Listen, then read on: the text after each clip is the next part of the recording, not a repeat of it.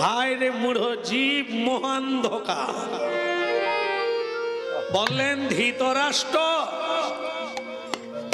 এই পুত্রের জন্য এত অন্যায় করছেন, পুত্ররা কি আপনার সঙ্গে যাবে? মানুষ বেহুশ হয়ে সংসারের উন্নতির জন্য কত মিথ্যে অভিনয় করছে,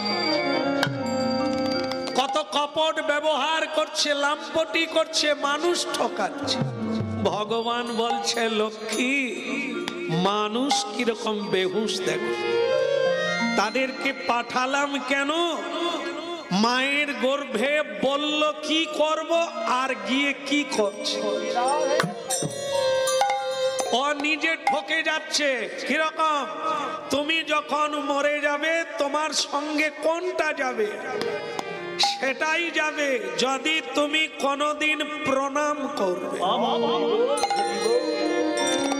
জীবনে তুমি কতগুলো দিন পেলে, আর কদিন তুমি মাথা নিচু করে সর্বশক্তিমান সর্বকারণের কারণ ঈশ্বরকে প্রণাম করবে। এর হিসাব হবে। তোমাকে হাত দিয়েছি মা বাবাকে মারার জন্য নয়, অপরের ধন অপহরণ করার জন্য নয়, অপকার করার জন্য নয়, উপকার করার জন্য। আমার সৃষ্ট জগতের সেবা করার জন্য। হতভাগা জীব এই হাত দিয়ে হাজারো কর্ম করে, আমার সেবার সময় হলে বলে সময় নাই।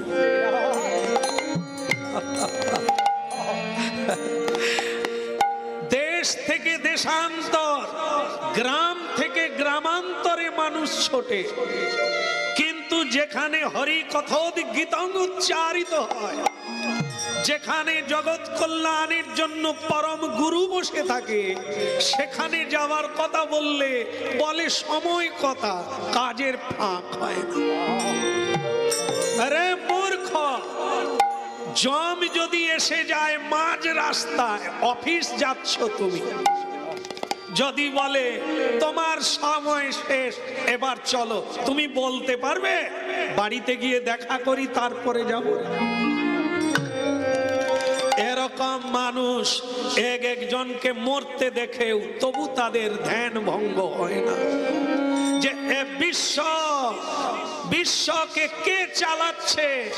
যে অহংকার করুক আর পাষণ্ডী, সে নাস্তিকবাদী হোক, ঈশ্বর মানে না, তাকেও পর্যন্ত ভগবানের ইঙ্গিতেই চলতে হবে। এই জন্য পতিত পাবন শ্রী চৈতন্য মহাপ্রভু হরিনাম নিয়ে এলেন, হাতে তালি দিয়ে ছেলে মেয়ে আত্মীয় স্বজন বাড়ির সবাইকে নিয়ে, সময় যদি না থাকে 5 মিনিট করো, কিন্তু করো। যদি না করো তাহলে এবারে মানব জন্ম পেয়েছো, পরের বারেও জন্ম পাবে, তবে কীট পতঙ্গ হবে, নর্দমার কৃমি কীট হবে, ইতে তোমার কি ভালো হবে? বলো চৈতন্য মহাপ্রভু কি। আস্তে আস্তে মানব জন্ম পেয়ে যদি পশুর আচরণ করো, পরের বারে তোমাকে পশুর দলে পৌঁছে দেব।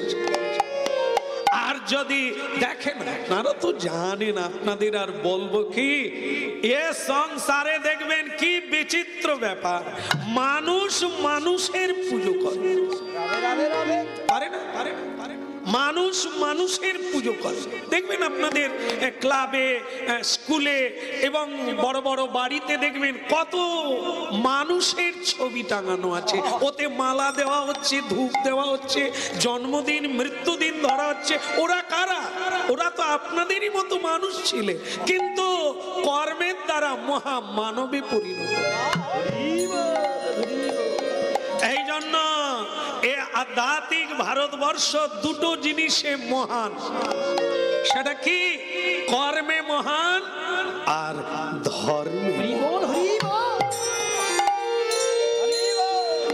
মহাপ্রভু চাল ডাল দিতে আসে নাই কলিকালে সচি মায়ের ছেলে নিমাই পশ্চিম বাংলায় এবং বাঙালির ঘরে বাঙালি হয়ে ভগবান নেমে এলেন বোঝাবার তরে। সেটা কি? মানব তোমরা কারা? আমারই বংশজ, আমার অংশজ। আমি পরমাত্মা আর তোমরা হলে জীব আত্মা। আমারই অংশ তোমাদের মধ্যে, কিন্তু তোমরা এই জড় সংসার ভোগ করতে করতে মালিক বেনে গেছো, আমাকে ভুলে গেছো, তাই তোমাদের এত দুঃখের পাহাড়। তবে সন্তান খারাপ হয় মা কোনদিন নয়, সন্তান খারাপ হয় বাবা কোনদিন নয়। এই তত্ত্বের উপরে ভগবানও বলছে, তাই তোদের জন্যই করুণা করে করুণাবতীর্ণ কলৌ। হে কলির জীব, আমি তোমাদের প্রতি করুণাবশত হয়ে এসেছি হরি নামের প্রসরা নিয়ে। আর সেদিন নাই, এবার তোমাদের শুভ দিনের উদয় হোক। হাতে তালি দিয়ে প্রাণ ভরে নিতাই গৌর হরি।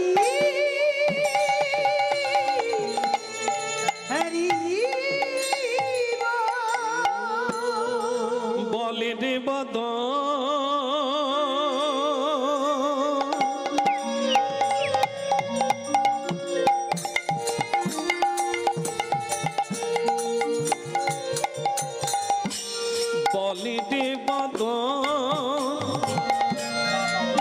রে বদন মধুমাখায় কৃষ্ণ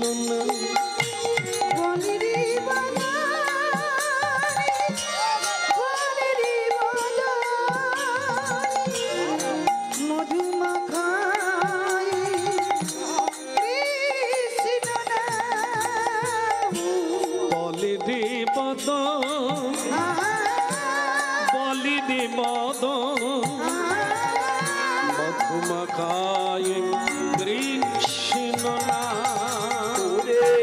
বলে রে বাদ, বলে রে বাদ, মধুমাখায় কৃষ্ণ না।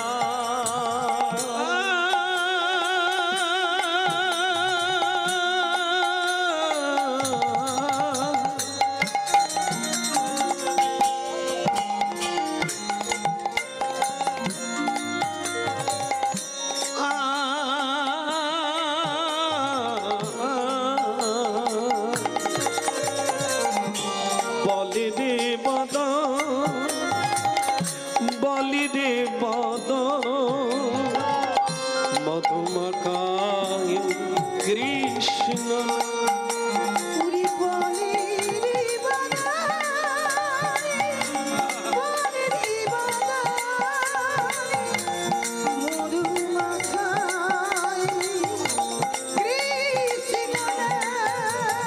হরি নামের প্রভাবে প্রভাবে জ্বালা দূরে যাবে, সুশীতল হবে প্রাণ। হরি নামের প্রভাবে জ্বালা দূরে যাবে, সুশীতল হবে প্রাণ। বলে রে বদ, বলি রে বদ, মধুমাখায় হরিনা রে। বলে রে বাদ, বলে রে বাদ, মধুমাখায় কৃষ্ণ না। ভক্তমণ্ডলী মায়েরা, তো আপনারা আজকে মায়ের পুজো উপলক্ষে কৃষ্ণ নাম শুনছেন। আমার ভাগ্য এত ভক্ত হরিনাম শুনছে, এটি পরম সৌভাগ্য। মহাপ্রভু একটি ভবিষ্যৎবাণী করেছিলেন। সে ভবিষ্যৎবাণীটা কি? মহাপ্রভু বলেছিলেন ভক্তদের, জানেন পৃথিবীতে আছে যত নগরাদি গ্রাম, যত শহর আছে, যত গ্রাম আছে, একদিন দেখবে যত দিন যাবে এ হরিনামের মহিমা ছড়িয়ে পড়বে। নগরে নগরে হরিনাম হবে, শহরে বাজারে গ্রামে সব জায়গায় হরিনাম হবে। তো আমরা এখন হরিনাম গাইতে গিয়ে জেলায় জেলায় ঘুরে দেখছি হরিনামের প্রসার অনেক বেড়ে গেছে। আগে কিছু একটা শ্রেণীর মানুষ হরিনাম শুনতো, আর লোকেরা মনে করতেন পয়সা ছাড়া কিচ্ছু হবে না। এখন দেখা যাচ্ছে ডাক্তার, ব্যারিস্টার, চৌকিদার, মাস্টার সকলেই এখন হরিনাম শোনে। সম্মানী ব্যক্তিকে চেয়ার দিতে গেলে তারা আবার বলে না না, চেয়ারে কি হরিনাম, চটে বসেই হরিনাম শোনে। মহাপ্রভুর কৃপা দেখুন, হ্যাঁ মহাপ্রভুর কৃপা। তিনি যে ভবিষ্যৎবাণী করেছেন একদিন নগরে নগরে গ্রামে গ্রামে ঘরে ঘরে জনে জনে হরিনাম করবে, সবাই পাগল।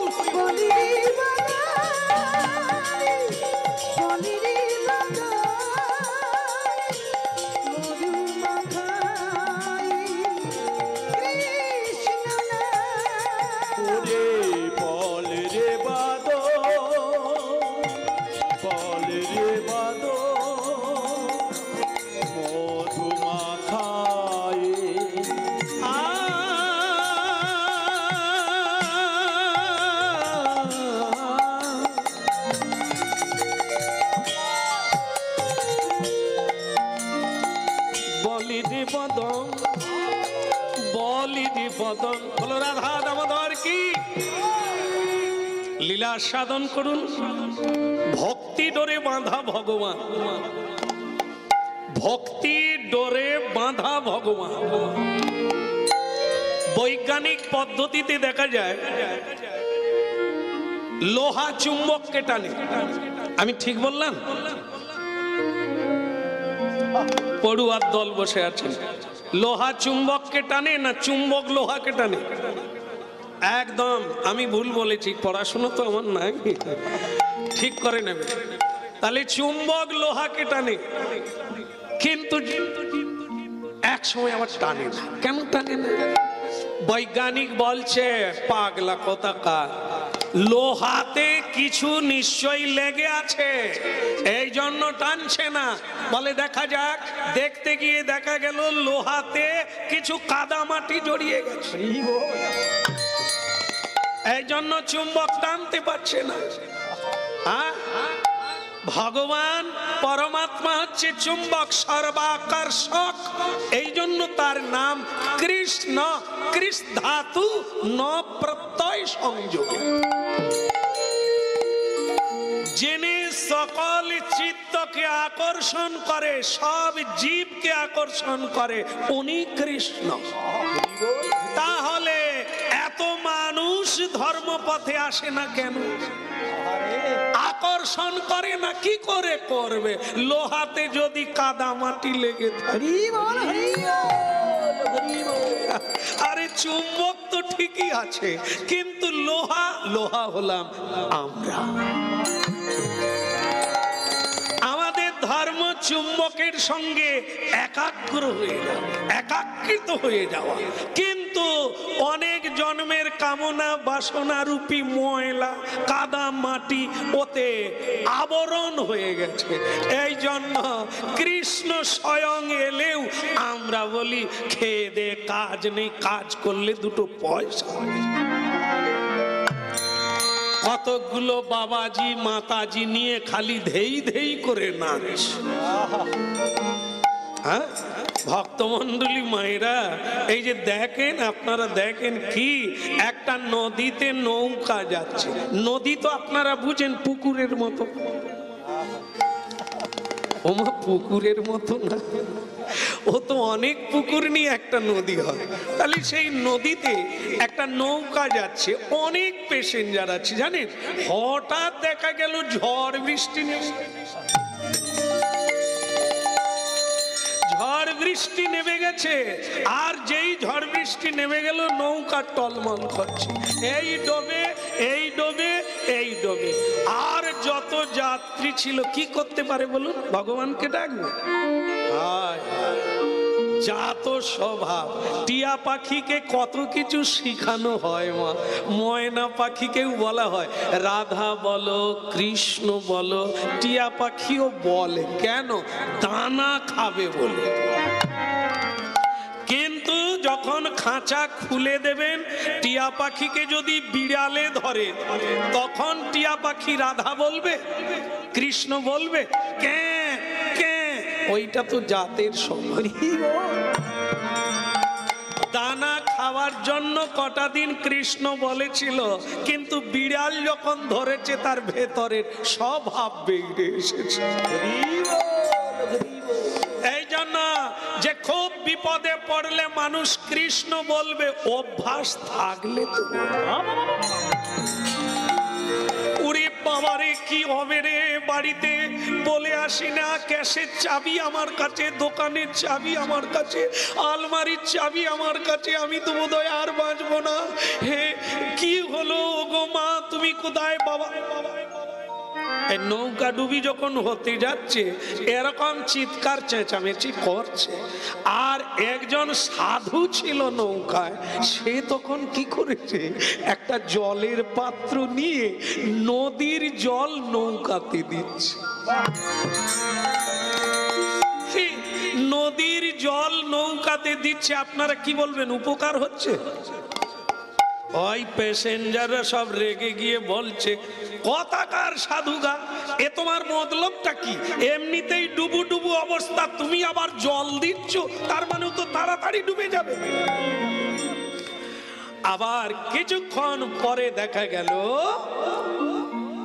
বৃষ্টি থেমে গেল, ঝড় থেমে গেল, নৌকা ভেসে উঠল। আর যেই নৌকা ভেসে উঠলো, অমনি সাধু বাবাও কাজ চালু করে দিল, নৌকার জল বাইরে ফেলে দিচ্ছে। তখন যাত্রীরা রেগে গিয়ে বলছে, উল্টো বাবাজি। তাহলে কেন, যখন নৌকা ডুবে যাচ্ছে বাইরের জল নৌকায় দিচ্ছ, আবার যখন ভেসে যাচ্ছে নৌকার জল বাইরে ফেলছো, বলি মতলবটা কি? সাধু বলে কি করব, কাজ তো একটা করতে হবে। বলে তা বলে উল্টো কাজ? তুমি এমনিতে নৌকা ডুবে যাচ্ছিল, তুমি কেন বাইরের জল নৌকায় দিচ্ছিলে? নৌকা তো অবস্থা আরো খারাপ। তো তখন সাধু বাবা বলে, আমি না হয় বাইরের জল নৌকায় দিচ্ছিলাম, তোমরাই বা কি করছিলে? এই যাইরে বাবরে মারে করে এদিক থেকে ওদিক যাচ্ছ, নৌকা তো আরো তাড়াতাড়ি ডুববে। যাইরে বাবরে মারে করলে কি নৌকা উঠবে? বলে তাহলে আপনি কি করছিলেন? বলে দেখে, এ অনন্ত ব্রহ্মাণ্ড মানুষের ইচ্ছায় চলে না, সবই তার ইচ্ছায় চলে। আর তার ইচ্ছায় যখন চলে, তখন প্রতিটি মানুষ যদি তার ইচ্ছায় ইচ্ছা মিলিয়ে দেয়, তবেই সে সুখী হবে, না হলে কোনোদিন সুখী হতে পারবে। কেন? এই যে যেমন কয়েকদিন আগে একটা ঝড় এসেছিল, ওর নামটা ভারী সুন্দর, কি নাম ছিল জানো? কি মিষ্টি নাম বলো, বুলবুল। কি? আচ্ছা, এই যে বুলবুল এলো, কোন সরকার কি করলো যে ভয় নাই আমি আটকে দিচ্ছি? কেউ বলতে পেরেছিল? কেউ বলতে পারে না, কোন মহাপুরুষও বলতে পারে না দাঁড়ান আমি আটকে দিচ্ছি। তাহলে কি? ও আসবে, তছনছ করে দিবে, তারপরে মানুষ মানুষের উপকার। কিন্তু ওকে আটকানো যাবে না। কেন যাবে না? ওটা ঈশ্বরের ইচ্ছা। ওকে হাজার চেষ্টা করেও আটকানো যাবে না। সাধু বললেন ঠিক তেমনি নৌকা যখন ডুবে যাচ্ছে, দেখলাম এটা ভগবানের ইচ্ছা। আমি বাইরের জল নিয়ে নৌকার মধ্যে দিচ্ছিলাম যাতে তাড়াতাড়ি ডুবে যায়। তারপরে দেখলাম কিছুক্ষণ পরে নৌকা উঠে গেল, ঝড় থেমে গেল। আমি ভাবলাম ভগবানের ইচ্ছা নয়, তাই আবার ভেতরের জল বাইরে ফেলতে শুরু করলাম। ছাড়া জীবের কোনো গতি না। যখনই দুঃখ আসবে মেনে নাও, হাজার চেষ্টা করলেও একে তাড়াতে পারবে না। কেন পারবে না? আরে মানুষ কেউ তো দুঃখ চায় না, তবু আসে কেন? এটাই নিয়ম। ও আসবে আবার ও চলে যাবে। সুখ মানুষের জীবনে আসে আবার চলে যায়, কেউ তাকে ধরে রাখতে পারে না। এই জন্য কর্ম আগে আন, যেমন কর্ম তেমন ফল। ভগবান শুধু কর্মের ফল দান করে। জন্ম হোক যথা তথা, কর্ম হোক বড়। তাহলে আপনারা লীলা সাধন করুন, এই মাটির পৃথিবীর লীলা, অন্য কোন জগতের লীলা নয়, এই জগতের। আপনারা যেখানে বসে আছেন, আমি আপনাদের অনেককে লক্ষ্য করেছি, যারা জানেন তারা করেছে। সে রাস্তার উপরে হোক, মাঠের উপরে হোক, হরিনাম যেখানে হবে হাঁটু গেড়ে প্রণাম করে বসতে, তবে তো মনে হবে আপনি শ্রদ্ধা করছেন। সম্মান রাখিলে হয় সাধুর লক্ষ্য।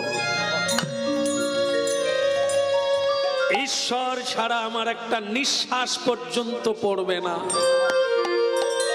তার দয়াতেই আমি বেঁচে আছি। না হলে কোটি কোটি টাকার মালিক মরে যায় কেন? টাকা থাকলেই যদি মানুষ বাঁচে, তাহলে ধনী লোক মরে যায় কেন?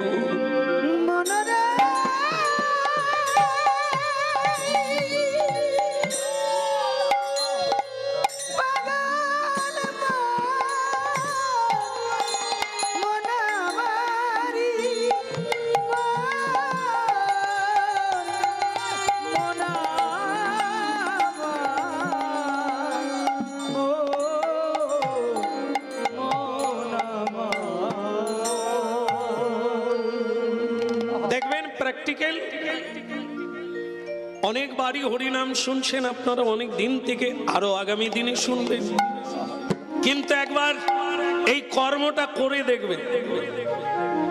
হরিবাসরে গেলে এসে যে খারাপ জায়গা হোক, যেমনই জায়গা হোক, আপনি একটু প্রণাম করে বসে যান। কেন প্রণাম করবেন? কেন? কারণ মানুষ যা পায় তা আসনেই পায়, অন্য জায়গায় পায় না। যেমন দেখবেন মা বাবার শ্রাদ্ধ করতে বসলে, বাড়িতে নারায়ণ পুজো হলে, বাড়িতে কোনো যজ্ঞ হলে, সংকল্প করলে আগে কার পুজো হয়? দেবতার পুজো হয় না, ভগবানের পুজো হয় না, আগে পুজো হয় কার? আসনের পুজো হয়। এগুলো লক্ষ্য করবেন আগামী দিনে যখন আপনারা পুজো পাঠে বসবেন।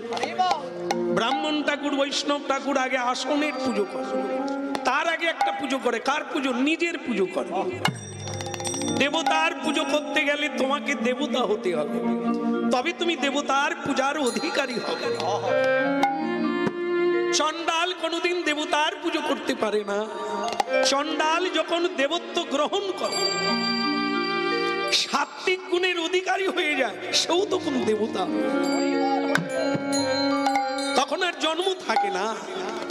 এই জন্য কর্মই মহান। মানুষ কর্মের দ্বারা পবিত্র হয়ে যায়, কর্মের দ্বারা মহান হয়ে যায়। তাহলে দেখেন, আপনারা বুঝে নেন, শোনার চাইতে বোঝাটা খুব জরুরি। আধ্যাত্মিক পথেই শান্তি, এছাড়া কোনো শান্তি নাই। ধর্ম আর অধর্মের লড়াই অনাদিকাল থেকে আছে। ধর্ম মানুষকে শান্তি দেয়, নিয়ম আচরণ শিক্ষা দেয়, সত্যকে পাইয়ে দেয়। অধর্ম বিনাশ। ভারতবর্ষে কুরুক্ষেত্রের মাটিতে তার প্রমাণ হয়ে গেল। কলির ধর্ম অধর্মকে সঙ্গ করে, সাথী করে দুর্যোধন থাকলো, আর সত্যকে, ধর্মকে জড়িয়ে যুধিষ্ঠির থাকলো। আপনারা ভারতবাসী, এ তত্ত্ব আপনাদেরই জানা। শেষ পর্যন্ত দুর্যোধনের বিনাশ ঘটলো, অধর্মের বিনাশ হলো, কিন্তু ধর্মের বিনাশ হলো না। ধর্মপথে থাকলে আপনার চোখের জল পড়বে, কষ্ট হবে, দুঃখ হবে, তা বলে সত্যকে ছেড়ে এ কদিনের জন্য বাঁচতে এসেছেন, কেন মিথ্যে বলবেন? কেন আপনার অধোগতি হবে?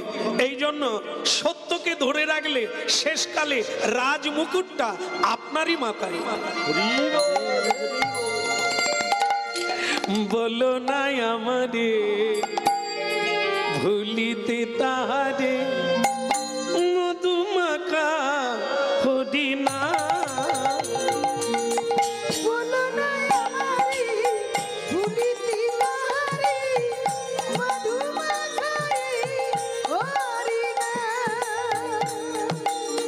না বলো না আমারে, জীবনে যত দুঃখ আসুক কোনো কিছু ছাড়তে হবে না, শুধু একটাই প্রার্থনা রাখতে হবে, যেন তোমার নাম না ভুলে যায়। বিদায় গৌর।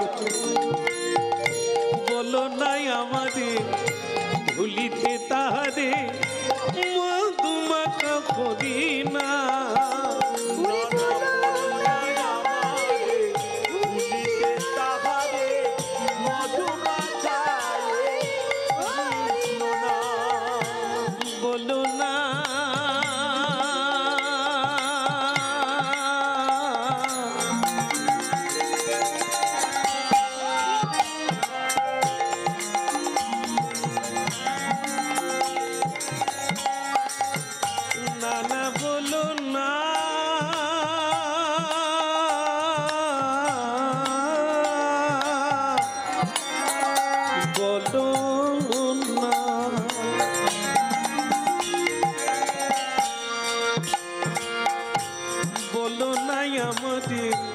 ভুলিতে তাহারে, মধুমাখা হরিনা।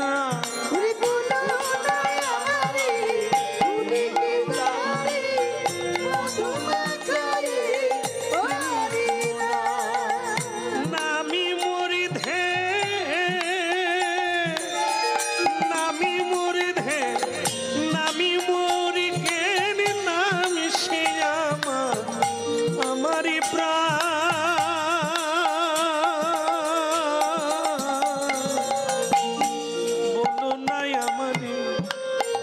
ভুলিতে তাহারে, মধুমাখা হরিনা। না বলো নাই আমারে ভুলিতে তাহারে, মধুমাখায় কৃষ্ণ নাম। বলো নাই আমারে ভুলিতে তাহারে, মধুমাখায় কৃষ্ণ নাম। সুধামাখা হরিনা মরি মরি, মধুমাখা কৃষ্ণ না। সুধামাখায় হরিনা, মধুমাখায় কৃষ্ণ নাম। এ যে সুধামাখা হরিনা, মধুমাখা হরিনা। কইলা সুধামাখায় হরিনা, মধুমাখা হরিনা। ওই নামি মরে ধ্যান, নামি মরে জ্ঞান, নামি সে আমার প্রাণেরই প্রাণ। নাম বড় ধ্যান, নাম বড় ধ্যান, নাম সে আমার প্রাণের প্রাণ। বলো নাই আমারে ভুলিতে তাহারে, মধুমাখা হরিনা।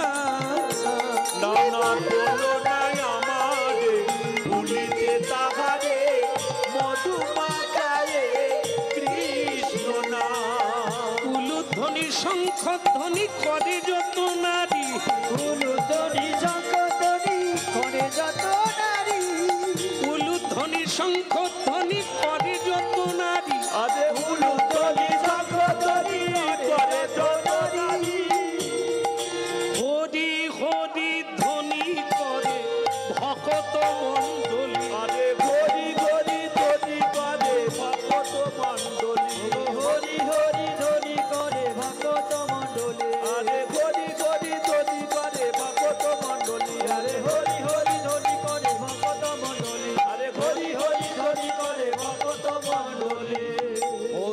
হরি ধ্বনি করে ভকত মণ্ডলী।